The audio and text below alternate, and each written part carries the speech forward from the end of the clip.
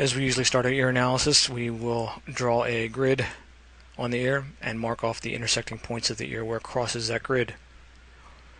Now, underneath this ear we have an additional ear. Let's change the opacity on the top level and we will be able to see the ear underneath it. And we can see again that these intersecting points match. The lobe of the ear on the other photograph is slightly lower because as you get older sometimes the lobe will stretch. So we can see this is a photograph of the individual at a younger age and his ears are slightly more tight, but we can see the crease is still there. That is still in this ear as he gets older. You can even see the vein work in the ear. Consistent, the vein work again in this ear. This ear being from a photograph that is from 2010. It's a digital photograph. This being from a black and white, probably Ilford paper. Now, who are these individuals? Well, before I tell you that, I want you to understand something about the history that we've been told. The history that's in our history books uses facts and information that was provided by these individuals. Now, if these individuals are trying to commit a fraud as, say, to be hiding from identification or capture, would you expect them to give honest information? No, it would be used as an opportunity to disinform in order to set another layer or another level of security between them getting caught and us finding them.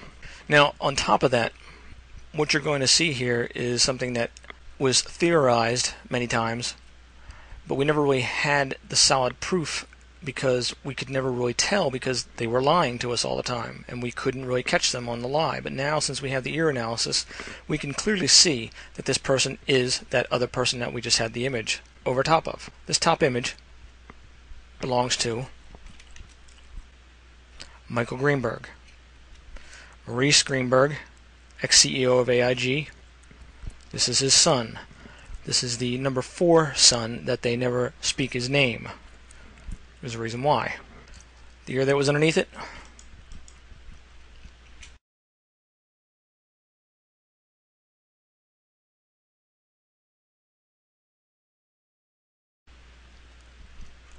Wernher von Braun.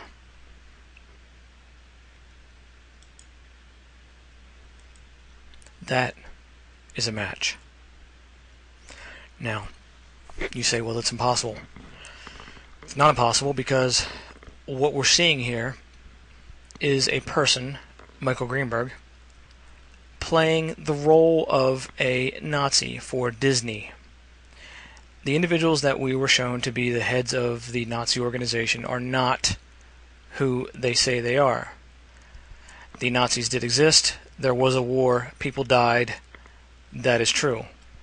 But the individuals that we were shown in the propaganda films that Disney produced were actors. Hitler, as you watched my last video, you know, was being played by Kermit Roosevelt.